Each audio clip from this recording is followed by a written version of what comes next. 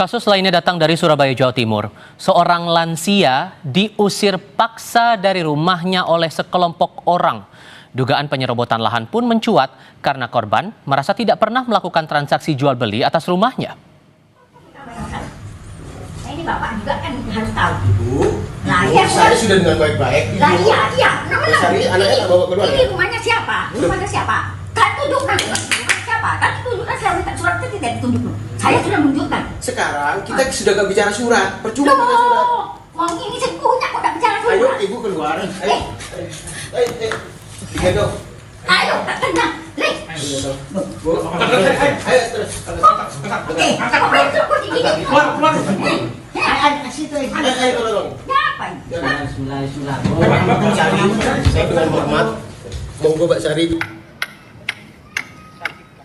Video amatir yang Anda lihat tadi menunjukkan saat seorang nenek menjadi korban pengusiran paksa dan kekerasan fisik oleh sekelompok orang. Rumahnya siapa? Peristiwa terekam di Dukuh Kubukan nomor 27 Kelurahan Lontar, Surabaya, Jawa Timur. Mereka memaksa nenek Elina keluar dengan dalih lahan itu telah berpindah tangan kepada seseorang bernama Samuel. Nenek Elina dipaksa keluar hingga mengalami luka serius pada bagian wajah, bibir, dan lengan.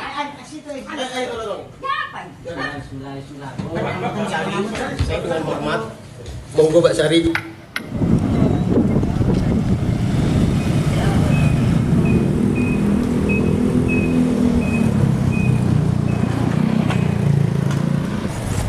Kini rumah nenek Elina sudah rata dengan tanah.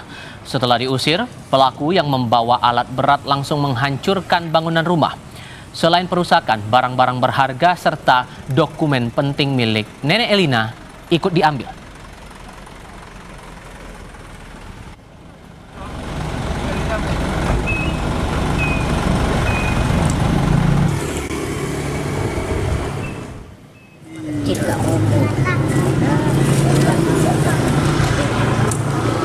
Kuasa hukum nenek Elina bilang penghancuran rumah itu dilakukan tanpa putusan resmi pengadilan dan tanpa pengawalan polisi. Rumah telah dihuni nenek Elina sejak 2011. Selain merobohkan rumah, mereka turut mengangkut semua barang dan seluruh isi rumah.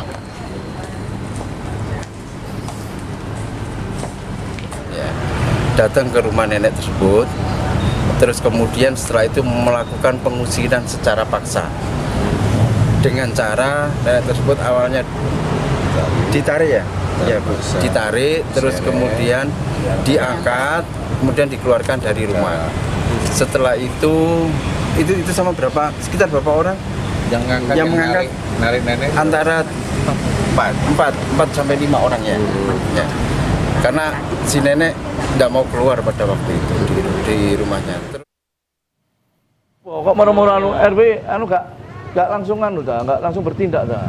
kemarin masalah kemarin itu. Iya. Ya kemarin istrinya ini datang ke rumah saya. Wakil Wali Kota Surabaya Armuji mengecam keras aksi pengusiran tersebut saat meninjau langsung lokasi kejadian. Saya kan nggak boleh gitu loh. Kita nggak Lewat akun Instagram pribadinya, ia mengunggah proses mediasi yang sempat berjalan. Dalam proses itu, Armuji tampak terlibat adu argumen dengan ketua RT, RW setempat serta pihak yang bersengketa. Armuji juga menyebut saat ini proses hukum telah berjalan. Laporan sudah masuk dalam tahap penyelidikan di Polda Jawa Timur dan akan terus dikawal. Harusnya kan pengadilan toh, bukan cara-cara korak seperti itu namanya. Lalu sejauh mana pengawalan kasus ini, kita akan berbincang dengan Wakil Wali Kota Surabaya, Jawa Timur, Armuji. Pak Armuji, selamat sore dengan Tifal, Pak. Apa kabar? Tifal, sehat-sehat selalu. Terima kasih sudah bergabung bersama kami. Sejauh informasi yang ditangkap oleh maksud saya dari Pemkot Surabaya, sampai rumah nenek Elina ini rata dan diusir paksa begini, gimana ceritanya, Pak? Ya, jadi sedikit saya akan cerita kronologi bahwa pada tanggal 4 Agustus 2025 ini rumah nenek didatangi yang namanya Samuel dan segerombolan orang yang tentunya itu juga ada suruhan Samuel. Terus mungkin memperingatkan nenek Liana ya yang ada di sana. Tanggal 6 Agustus mereka datang lagi ke tempat nenek Liana. Samuel dan gerombolan orang-orang yang seperti terlihat dan terekam di dalam video itu. Mereka langsung mengusir nenek Liana. Dipaksa untuk keluar rumah. Katanya Samuel bilang rumah tersebut sudah dibeli dari yang namanya Elisa. Elisa ini adalah kakak atau saudaranya nenek Liana yang sudah meninggal. Maka setelah nenek keluar dari rumah tersebut, bahwa selang berapa hari kemudian mereka mengosongkan rumah nenek itu dengan menggunakan alat berat.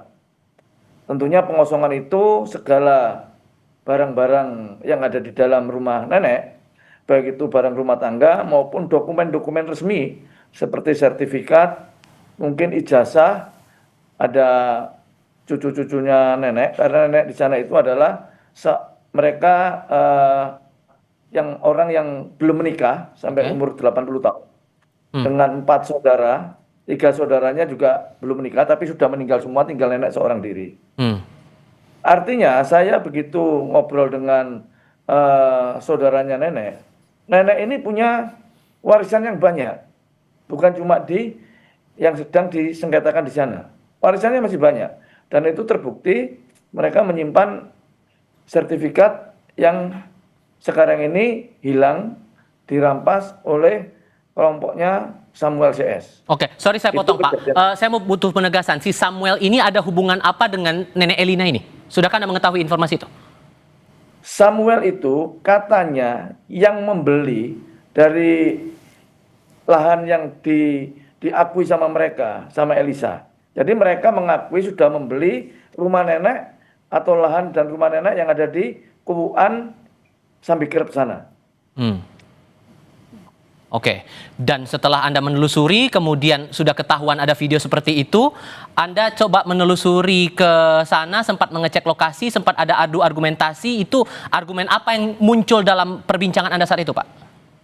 Saya berargumentasi bahwa dengan nenek seorang diri, mereka seorang ibu yang berusia 80 tahun, dengan jalan yang sudah ya agak membongkok seperti itu, maka saya langsung pertanyakan kepada RT RW setempat, apakah tidak ada pembelaan dari warga sekitar?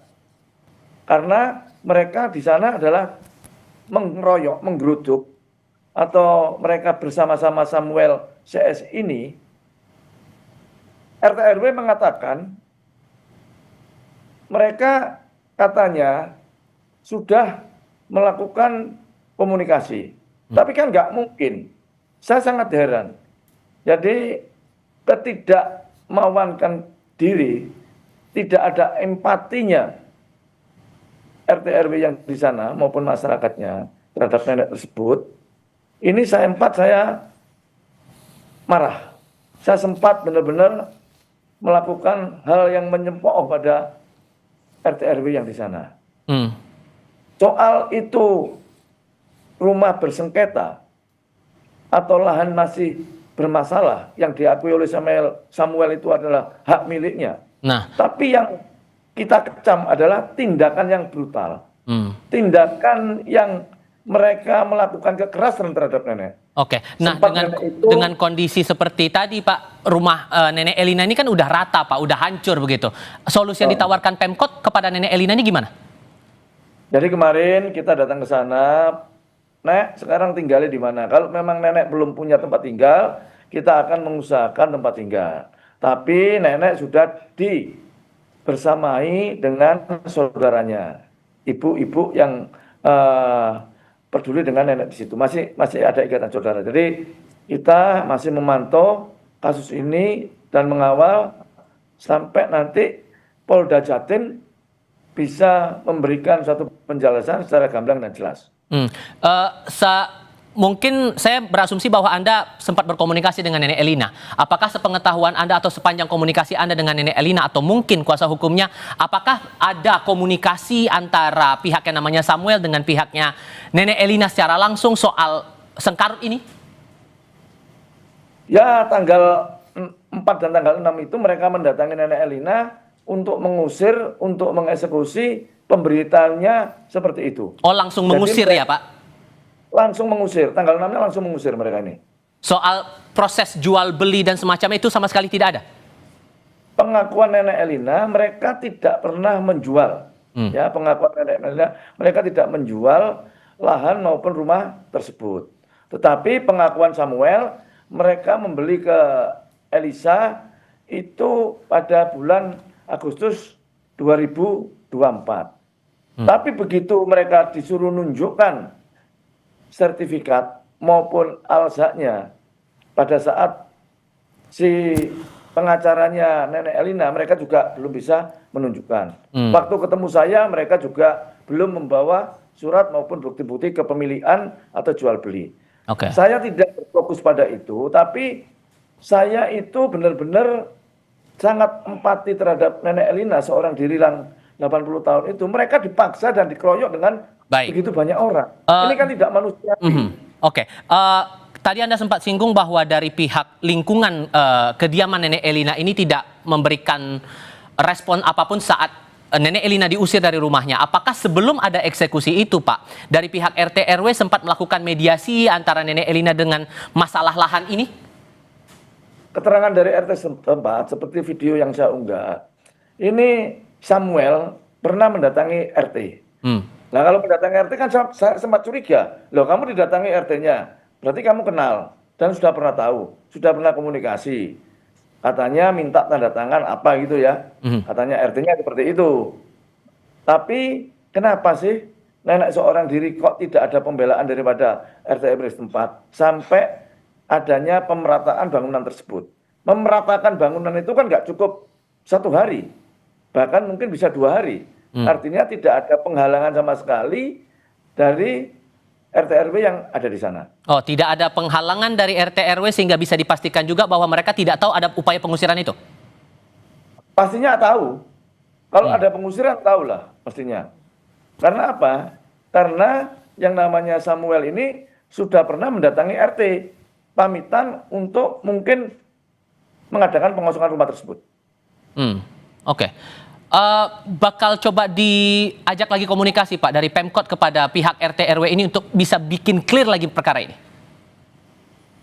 Jadi gini, seperti apa yang sudah kita sampaikan, kita langsung komunikasi kepada RT RW setempat.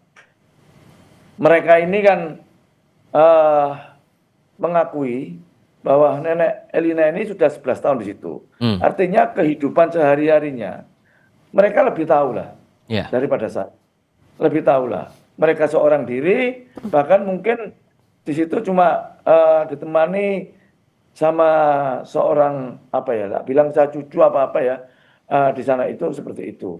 Tapi kalau RT RW sampai tidak ada respon atau penghalangan dalam pengusiran maupun penghancuran rumah nenek tersebut, ini saya bilang ya sangat kebacut, sangat ironis sekali lah hal semacam ini. Saya sebagai kepala daerah sangat menyayangkan. Ini sehingga bentuk pendampingan apa yang diberikan oleh Pemkot Surabaya kepada Nenek Elina ini, apakah bentuk pendampingan hukum juga akan dijalankan sampai kemudian clear masalah ini, Pak? Kalau pendampingan hukum, karena Nenek Elina ini kan sudah didampingi oleh lawyer-lawyer yang ada di sana. Artinya kita tetap mensupport. Andai kata butuh pendampingan pakar-pakar hukum yang lainnya, ya kita pasti akan membantu dan akan memberinya. Kita tetap berkomunikasi dengan lawyer yang mendampingi Nenek Elina sekarang ini. Baik, Pak Armuji, terima kasih banyak sudah berbagi informasi kepada kami kali ini. Saya selalu untuk